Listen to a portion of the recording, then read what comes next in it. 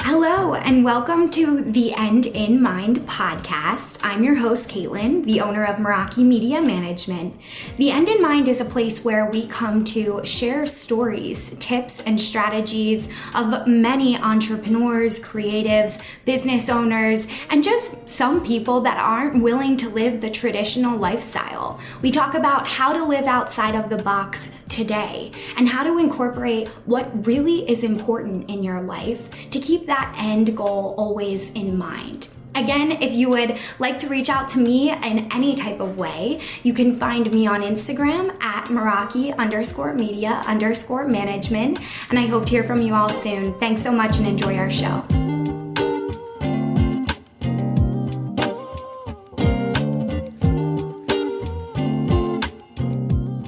Hey everybody, welcome back to the End in Mind podcast. I am your host, Caitlin, and I have a wonderful guest with me here today. This is Leah. Leah is the author of the Confessions of the Uncaged Soul. And I just finished reading or listening to her audiobook because you guys know me, I'm not much of a reader. I'm more of a listener and a talker, clearly. But I'm just so excited to have you here, Leah. Thank you so much for taking your time to come speak with us today. Yeah, I'm so excited. I'm so glad that you enjoyed the audiobook. Oh, it was amazing. Like, honestly, for anyone before we dive in, even if you want to pause, the audiobook is only like 2 hours. So I flew through it. So if you are, feeling inclined or aligned to go listen to the book, I highly recommend it. So hit pause and come back to this after, because we're basically going to do a deep dive into some of the topics that you spoke about there. Perfect. So can you first tell us just a little bit more about yourself for our listeners? We're both in the PA area. So Leah's in Pittsburgh, I'm in Philadelphia. So we're very close in proximity. And what she talks about in her book, the hustle culture up here in the East Coast, I really hit home with me so much. So I'd love to hear more about, your background, just so our listeners understand that too. Yeah, so I'm not sure exactly when I stepped into the total and absolute hustle mind perfectionism life, but at least when I got out of college and got my first job, I was just obsessed with climbing the corporate ladder, reading all the books on success, and being, I was just the first person in the office, last person to leave every job, just going hard.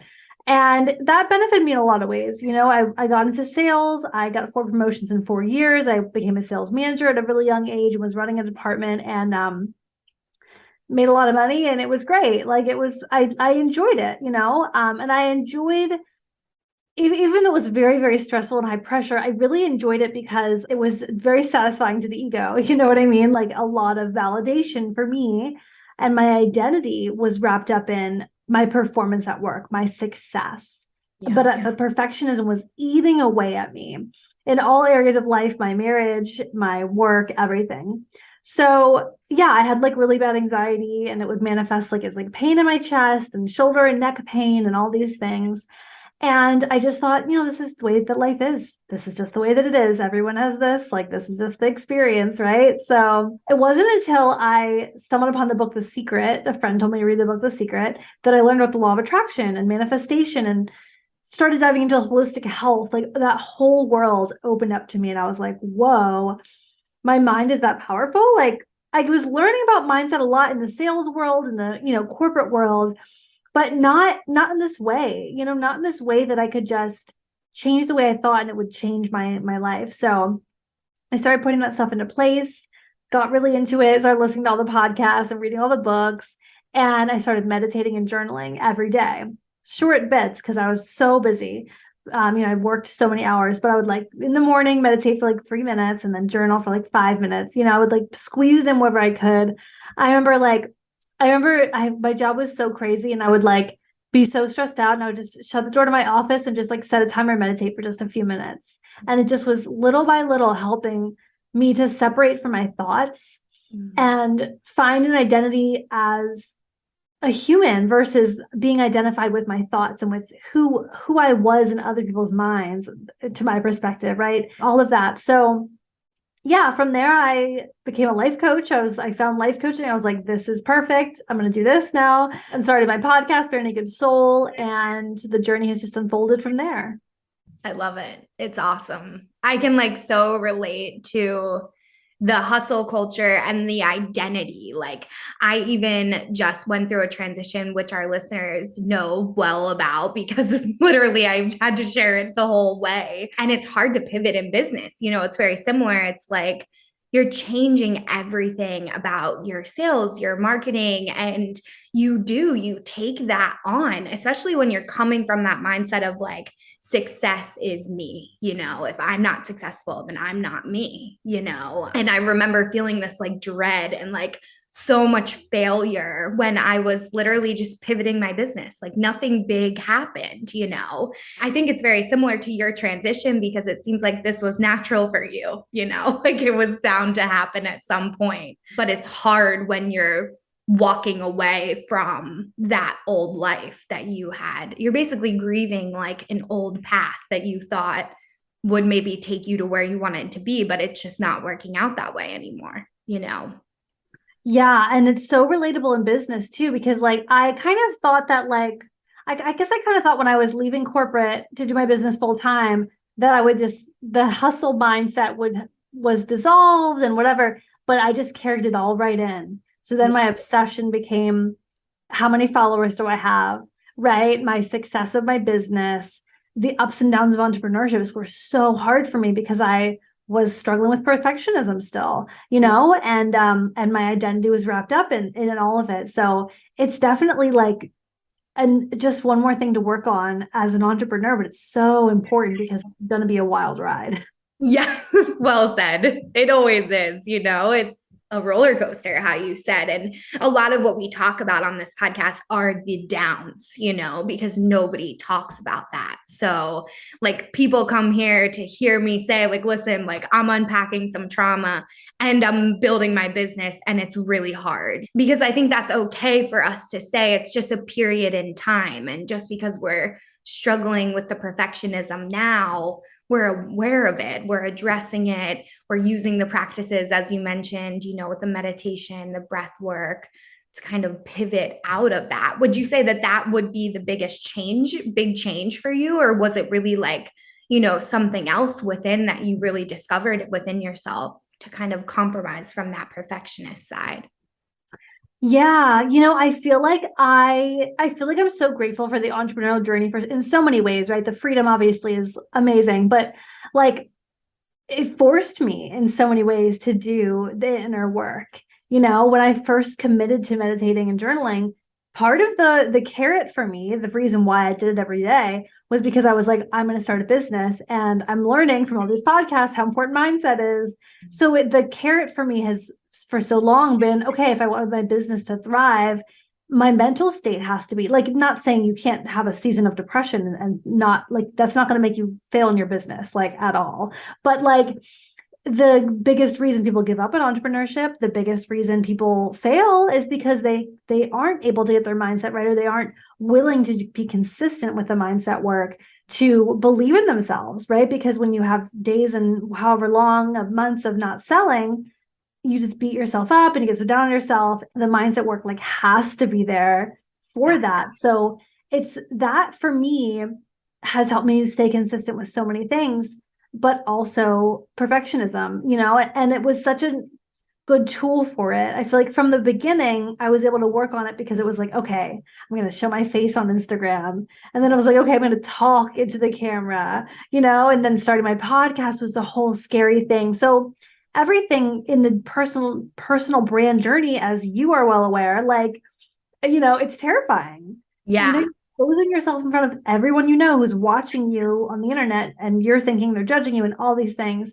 So it forced me to really confront the perfectionism, because it's like you have to put content out, and it's not going to feel perfect for a long time. Like it's not going to feel good enough until you do it for a long time. So that little by little helped a lot. And then just reframing in my mind, journaling in my journal, and just ask myself, like, is this really true? I'm telling myself that I'm not good enough because I don't have XYZ yet, or I haven't done XYZ yet. Is that really true?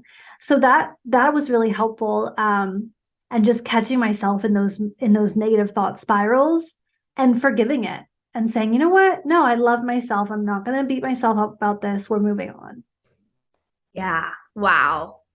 Yeah, that self-love piece for me has been the biggest hurdle, because it feels so not normal, to like love yourself and really deeply love yourself. Like for our listeners, like this is like next level. This isn't self-care. This is like so much more beyond that. It's this undeniable, like unconditional love for you. And it's been challenging for me to navigate the language around that for some reason, even though I work with marketing and like I love rhetoric.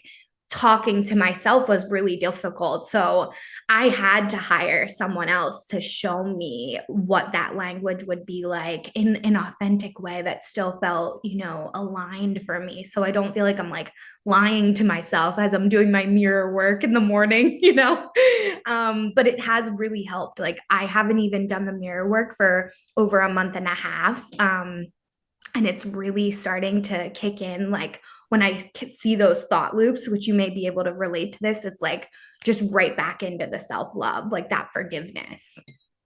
Yeah. So that's exactly the word that I was thinking of, was like unconditional. Like that's what it is. It's so much deeper than like you can start with like the self-care and whatever, but like the deeper stuff, like you said, is the unconditional. So I think it's really important to look at like, what are the conditions we're putting on our self-love? What do we have to be achieving or doing in order for us to feel we're good enough? And really question those and say like, okay, is that like really like I have to do all these things? I have to have a perfectly clean house and eat super healthy and go in order to love myself? Yeah. But we place so many conditions on it. Oh, totally. Especially coming from that like perfectionist workaholic background, which like we all do here. So I feel like everyone totally is like getting this conversation. And when you work with your clients, because I know that you help them get to this point, right? Is that type of journey that you take them on with the meditation and breath work? Are you bringing them, to this unconditional love, or does it end up just kind of naturally coming about as the work unfolds? Yeah, really good question. So most of my clients right now are business coaching clients. So they have businesses. And so like they come to me mostly for like two things: the strategy, of course, like the marketing, and then confidence is always a big one. How can I show up more unapologetically?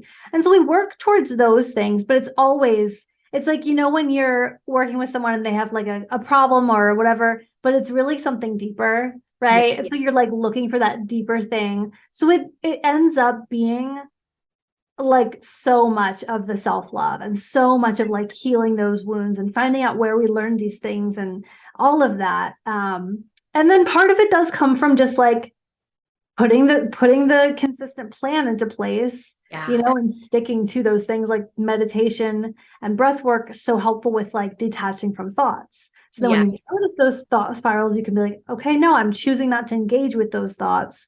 So yeah. Yeah, that's so great to hear how the journey flows, because I think there's really like an epidemic happening with business owners. Like people, I see this all the time on Instagram and TikTok, these coaches are like, I'm making, 10K months and I've only been working for myself for a month or something. It's like crazy, some of these stats, and it's unrealistic, and I feel really bad for people entering into this space right now that think they're just going to blow up. It's like, I'll go viral in a few months and it'll work out. And I'm like, no, like that's not going to happen. And that's okay. Like, that's actually a good thing. Like, that just might not be a part of your journey. If it does happen, great. Here's how we can work around that. But that's not always exactly what you want out of business either. So there's like these conditioned beliefs that they're getting going into business, which is, it's just sad. I started my business 4.5 years ago. So the space was completely different then. Yeah, I wish I would have learned that in the beginning. Yeah. So what I noticed too is like a lot of people will say like, I started my business a year ago and I'm making 6 figures or whatever. And not to say that that's impossible. It's not likely. It's not impossible. It's also most of the time not true, right? Because a lot of those people aren't always sharing the part of their journey where they were in network marketing for 5 years first, right? So it's not necessarily they're lying, like they did start this new business venture and it may have created that profit, but like, or that revenue usually, or sales numbers, but were you already building an online presence? Were you already like, did you already have an email? Like all these things. And I noticed I had a friend I was talking to yesterday, because every Wednesday I do a co-working day. I get together with a few friends that are local who run similar businesses. It's great because I get lonely working from home. So this isn't perfect. But anyways, one of them was talking about this girl that we all follow, and this number of people that had signed up for her program or whatever, and how she thought it would be as easy as it was for this girl. And I was like, wait a minute, that girl you're talking about, she just like, I know this from her content. She's been doing this for 8 years. Oh my God. 8 years. And someone who just started in the past year is comparing themselves to this person. And this girl like frequently shares that she's this long in, right? It's not a secret. It's not like she's lying about it, but we forget, right? Yes. We Yeah. forget and we say, oh, why aren't I a multimillionaire yet? Like what? No, it generally takes time. Totally. Yeah. And it's like also as a business owner, like you said, we're doing all this personal work. Like for me, when I was going through the pivot, it was exactly how you mentioned, let me get my mindset straight, like I had built a business that was very successful, but I hated it, like I literally hated it. It was exactly like you with the jersey shop where Leah was selling jerseys. Just for the listeners, once you read her book, you will know exactly what I'm talking about. And I was managing social media accounts for business owners. It was great. That was my zone of genius. But I absolutely like getting up out of bed every morning was like, here we go again. It felt like I was like on this like merry-go-round and I could never reach the next thing, or expand. And it was really harmful for my mental health because then the comparison came in, then those thought loops came in, and being alone, how you mentioned, there's no distraction. There's no one like in your outside vicinity to kind of pull you out of that. I think in an office setting or even in a co-working setting, it is nice. Like we as women normally like to communicate or be like, this thing just happened. Like, what do you guys think? And I didn't have that here when I was going through that pivot. And it was so challenging to stay on top of my own mindset. Like I couldn't even think about getting clients then, like I just had to think about how to make this work. Like what is tomorrow going to look like kind of thing, Yeah. Yeah. And like those seasons of business are so challenging. And I want people to, something that I struggle with is like, I want people to know the real side of it. Because like I wish I had known the real side of it, right? But I also don't want to like tell people like, oh, it's going to be hard. But like the hard is good. Like the flop launches are how I learned to stop giving a fuck and just like be okay and surrender. And like these lessons that I'll carry with me for the rest of my life and continue to develop came from those hard times. So well said. It's so true. It's like in those really dark moments, which, like I said, we share a lot on the End in Mind. So if you guys are wondering what those look like, please go back and listen to a few episodes. Honestly, like a month ago, this is where I was. So it was very, very challenging. But like how you said, you learn the lesson and then it keeps coming back until it really sits in, and then we really get it. And then sometimes there's a deeper lesson within that lesson that comes up in a few years, That's what I feel like I've been experiencing. But yeah, you learn to enjoy the journey. You learn to enjoy the growth and appreciate that instead of having this like negative mindset around it.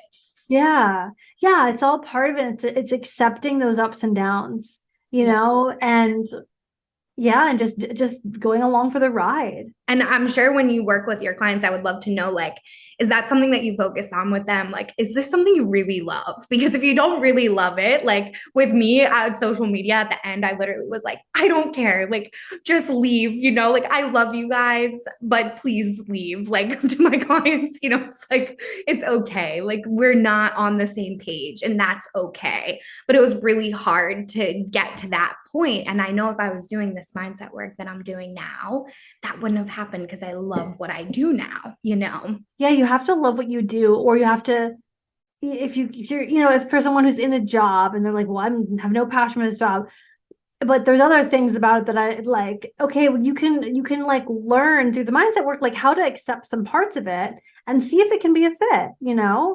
and see if you can like shift your thinking and like reframe your perspective on the things that you don't like. And if that's not working, if that feels out of alignment, you got to make that shift and go do something you love. Yeah. Oh my gosh. And it's hard to find sometimes. And then, I would say for anyone listening that might be in that place, give yourself grace, right? That's all that you can do is give it some time. Yeah, and like I think that another thing that like I didn't realize when I started my business, I thought like, okay, I'm gonna be a life coach forever, right? I just thought I was that was gonna be the thing.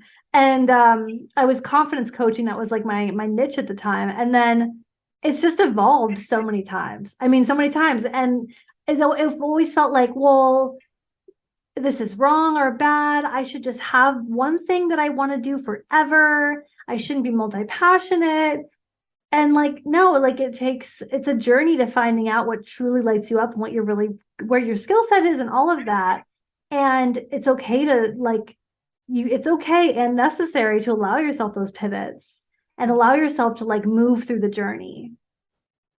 Yeah. Oh my gosh. It's so great to hear you say that because it's also like, let that sink in, Caitlin. I'm like, really let that sink in because it feels so much better. Like, even opportunities had arisen during a pivot, which I'm sure our listeners and you probably have business owners have this happen, but we have our blinders on. It's like, this is the one thing that I'm good at. This is the only thing that I'm good at.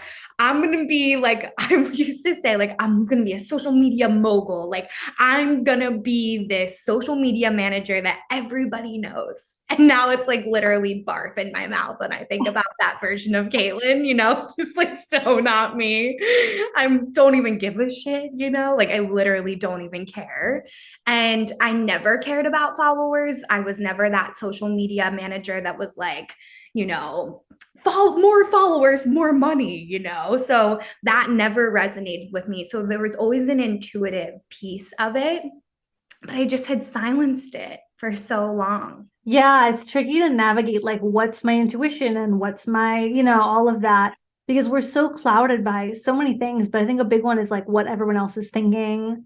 And I always feel like it's the shoulds. Like I always say this, like the shoulds are the opposite of our intuition. If it's like, oh, I should stay on this path because this is what I went to college for, or I should do this because this makes good money, or I should do this because whatever the fuck. It's like that's the opposite of your intuition because that should represents other people's, right? That's like what that word is. Other people want you to do this. It's just should, society.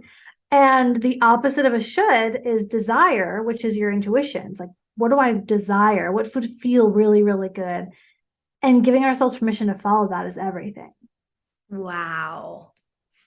That was so good. The opposite of should is desire. I mean, that's it right there. That's the golden takeaway. I mean, if you are a listener and you are constantly being told by another social media reel or a coach that you might be working with that you should be doing all of these things, I would highly suggest getting quiet.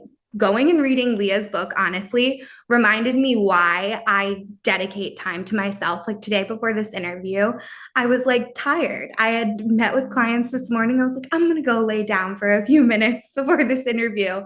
And I gave myself that time. Caitlin a year ago would have been like a sweaty wreck if that happened, it would have just never happened.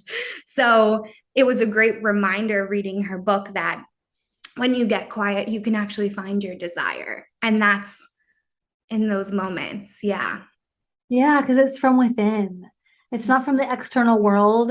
And I always use this example when it comes to business. Like you could line up 100 super successful business owners. They're all going to be doing things differently. And many of them will say, well, this is what you should do. And it's fine because they're just sharing what worked for them. I mean, I'm sure I do that too, right? But like you can line them up and they're all doing things differently. So there's no secret.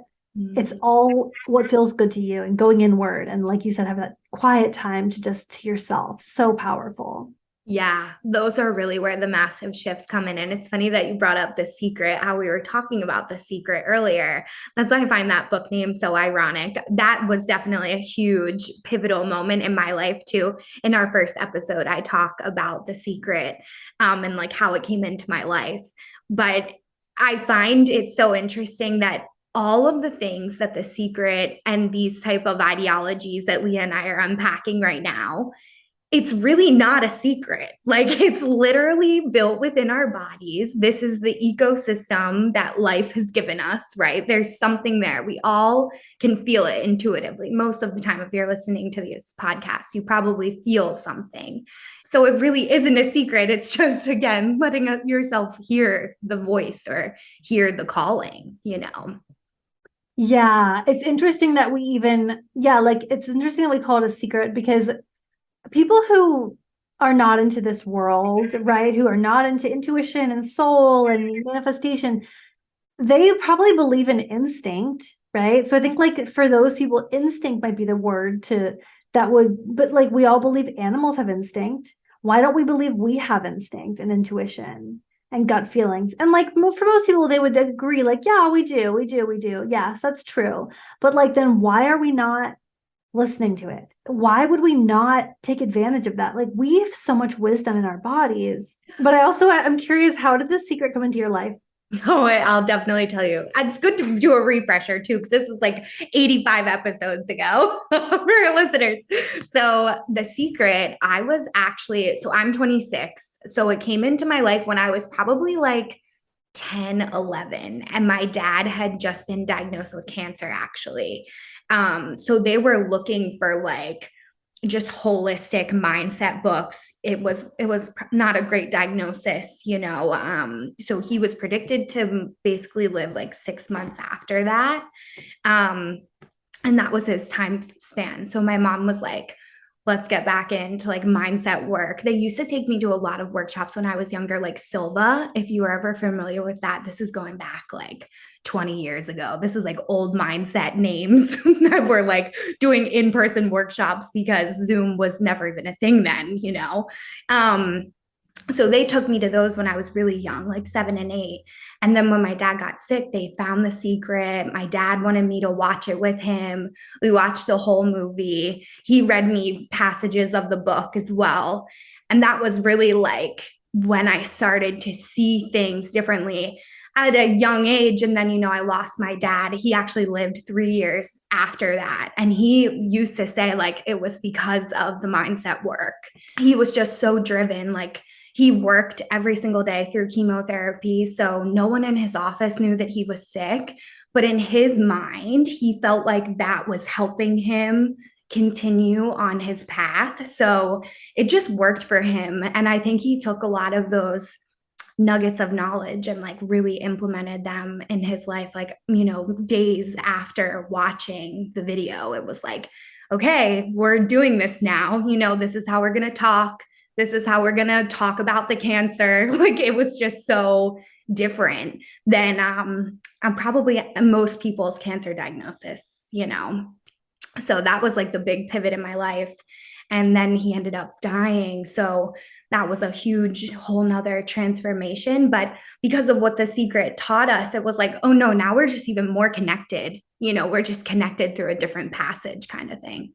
Wow. That is amazing. I mean, obviously so sad and so sorry about your dad, but Yeah. that's really beautiful that he brought that into your life. And then now you're like, look at you now teaching that to people. Like, that is so crazy.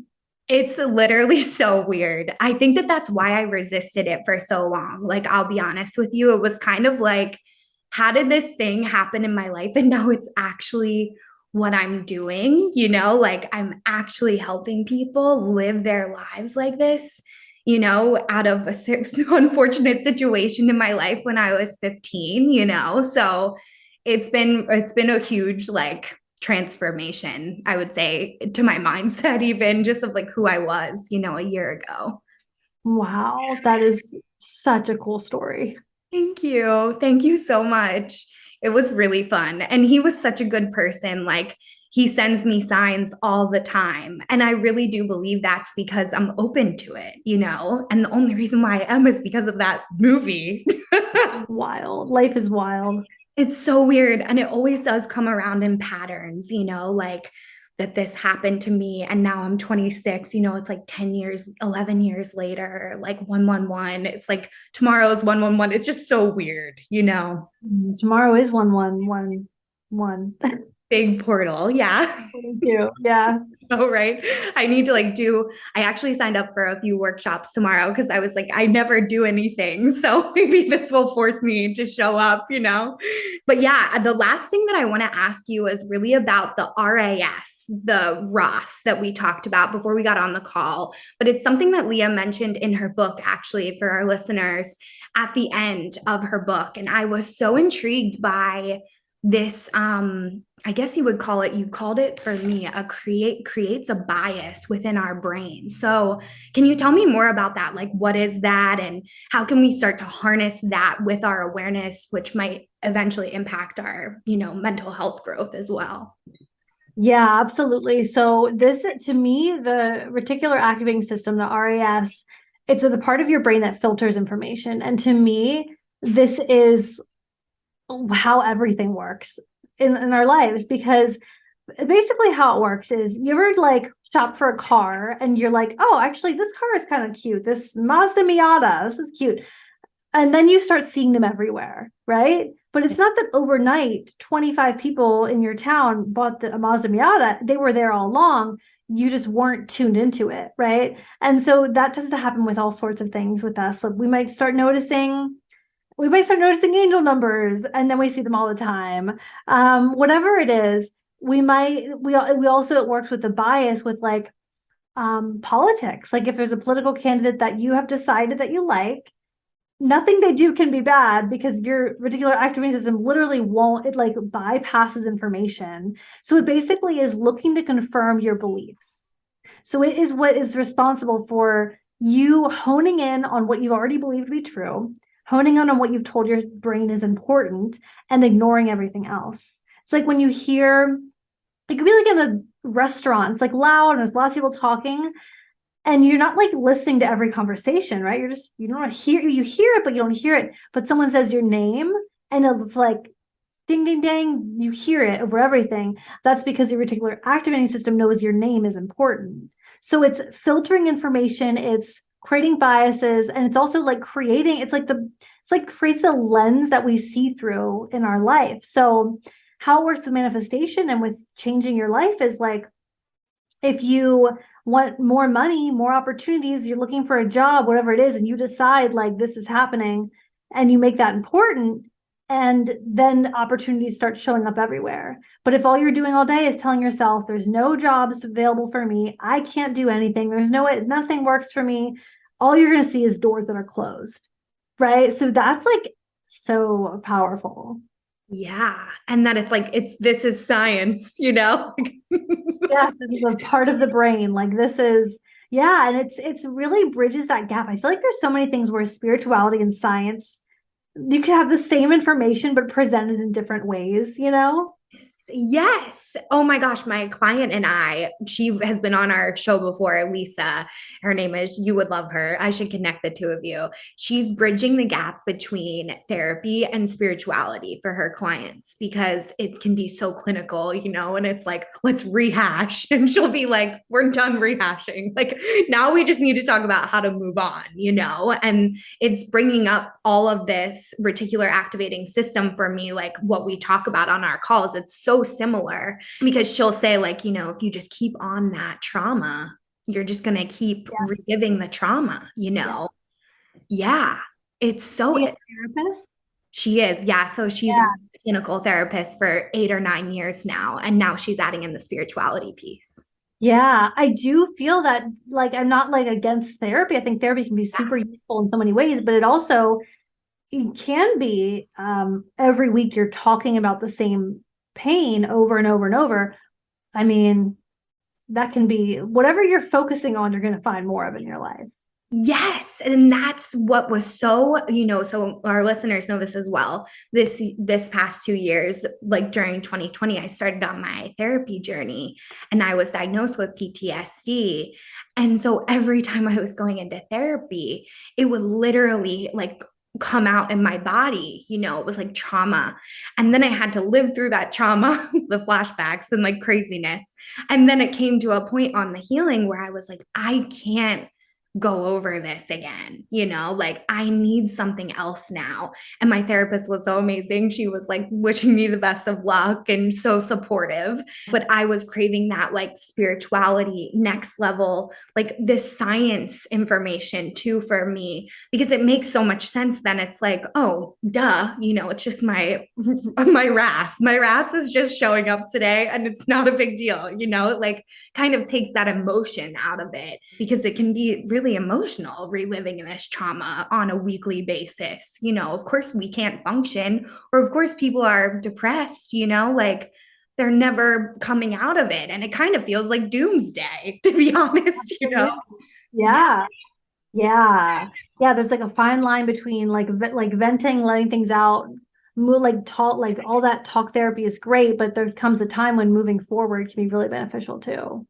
Yeah, yeah. And I like, I would challenge anybody that's listening, just ask yourself these questions. That's like a personal, intuitive decision. So don't base it off of anything that I'm saying or, what you may even hear out there in the world, because, your therapist might be working differently, like my client, Lisa. So it can be different in different situations as well. Absolutely. Yeah. It's always worth going to therapy, and yeah, figure out for yourself when you're complete, when you need to try something new, like hypnotherapy, hypnosis. I mean, there's like so many EFT tapping, there's so many breath work, there's so many other tools out there too. But yeah. And it really is just about figuring out what works for you. But like we said in the beginning as well, like getting quiet will give you that clarity. So things like the meditation may help with that. They all just kind of play off of one another. Yes. Yes. So good. Well, do you have anything else that you would like to share with us? I feel like this was such a great conversation. I don't think so. This was really, really great. So fun. I'm so glad. Thank you so much for being here. And how can our listeners get in touch with you if they have questions about any of this, or they just want to learn more about your book and possibly purchasing and all of that? Yeah. So on Instagram, it's Leah Pardee. My website's leahpardee.com. My podcast is Bare Naked Soul. You can pretty much find everything from those. Awesome. Yeah. And we'll have all the links below for you guys. So if you're multitasking, driving, don't worry, just save this episode, take a screenshot, and hang out with us on Instagram later. But thank you guys so much for listening. And thank you for being here, Leah. This was really fun. Thank you so much for listening to The End in Mind. I would like to remind you all, if you haven't yet reached out to me on Instagram, we are at Meraki_media_management. It will be in our show notes as well. If you would like to reach out to me, we always offer free coaching through Instagram based around our Instagram training and our business Instagram practices. If you need any type of support, please do not hesitate to reach out to me there. And we also offer several different types of consulting and training packages if you're looking for a little bit more in-depth tips. So thank you all for listening in, and of course I want you all to keep the end in mind as you continue with your day and or work week. Have a great week, and I will see you all next time.